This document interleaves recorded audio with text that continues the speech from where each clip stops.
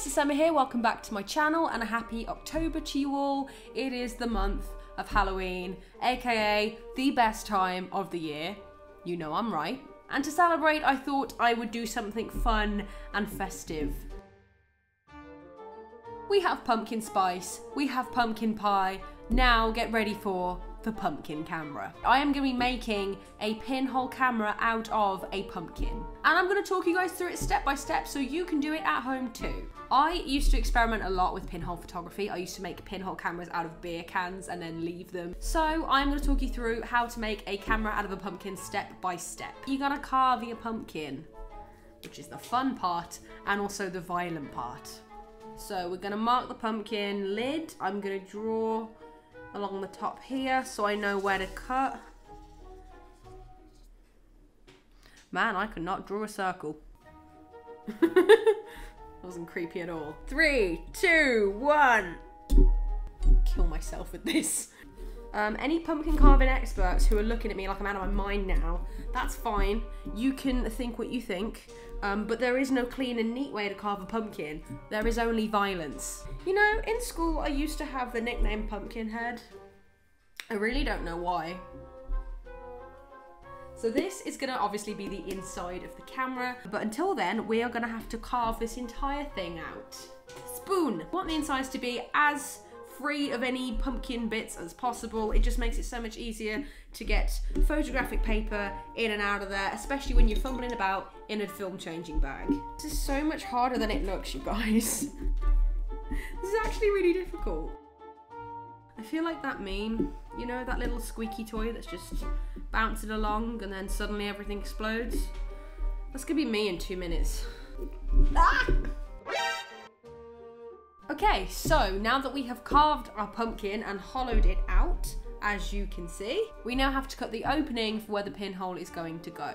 Now, you can't just poke the pinhole into the pumpkin. The skin is way too thick and it's not going to work. So what we're going to do is we're going to carve a kind of square hole to put some foil over, and then we're going to poke the pinhole into the foil like that.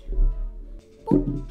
So we're going to cut a square of the foil and it's going to cover the hole like this. Now don't worry if the whole thing looks a bit messy. We're going to be spraying the entire thing black, because that means we are further light proofing it, because if you just leave the pumpkin as it is, chances are light is going to come through. The skin, shell, whatever you want to call it, is not completely opaque. At least we can't guarantee that unless we spray it with black spray paint.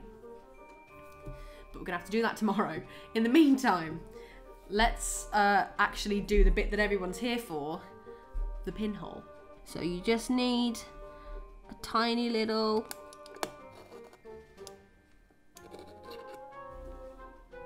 and it is just that simple. Now this is a very tiny pinhole, which means it is a very tiny aperture, and that means the depth of field is infinite. Everything will be in focus. Now you can make the shutter out of tape or film, that's fine, but we want to make sure that it's malleable enough to actually curve over the pumpkin, therefore not letting any extra light in. So we can make the shutter out of foil, that's fine. I might reinforce it with tape though. Okay, so now that I have cut and taped my shutter, a helpful bit of advice would be to form a little bit of a fold or a lip at the bottom of the shutter. That way you can peel it up more effectively.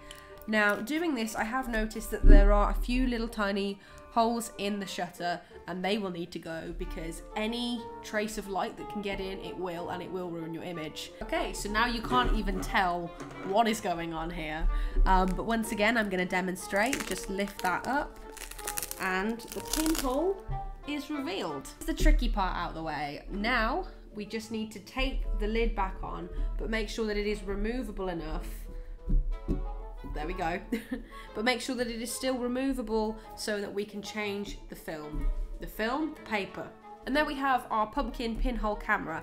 Okay, so the next morning I sprayed the entire pumpkin black. And just to reiterate, this is to ensure that the pumpkin is completely light proof. And once the paint is dry, you are now ready to take the pumpkin pinhole camera out with you and take some cool exposures. You might want to do a little light test first. If you want, you can put a little torch in there just to see if there is any light poking through. And you can just get rid of that with more tape. Now for the fun part. I could finally test my pumpkin pinhole camera.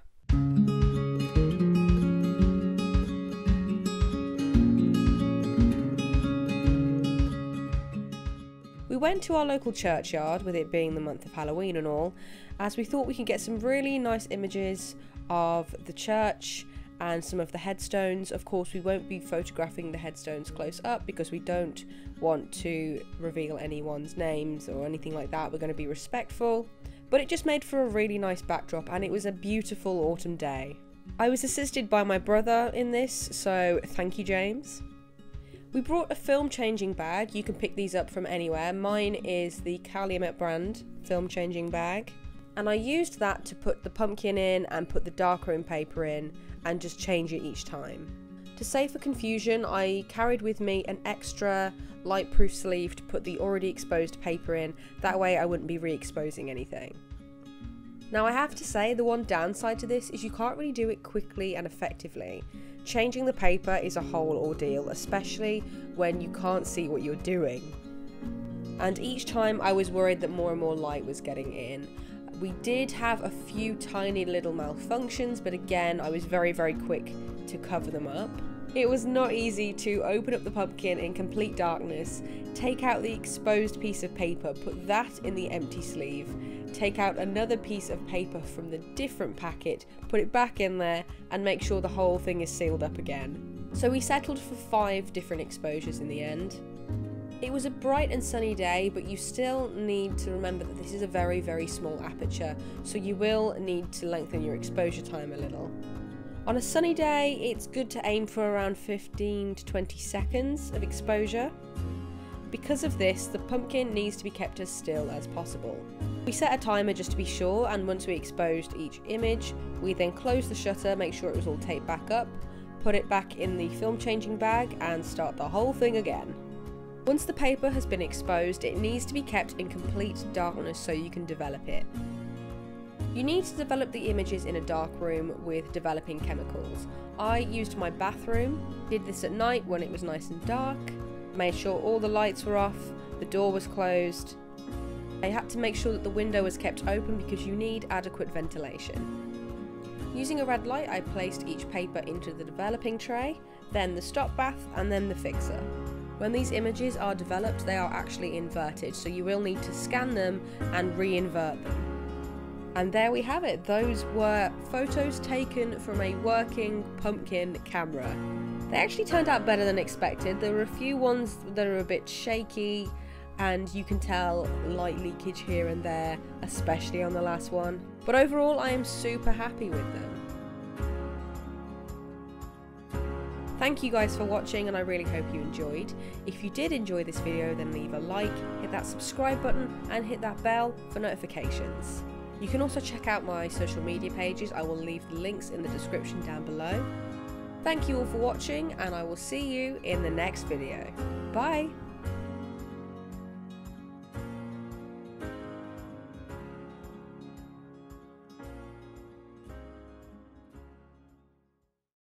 We have pumpkin spice, we have pumpkin pie. Now get ready for the pumpkin pinhole camera. Circle of pumpkin. We want the insides to be as clean as possible in order for us to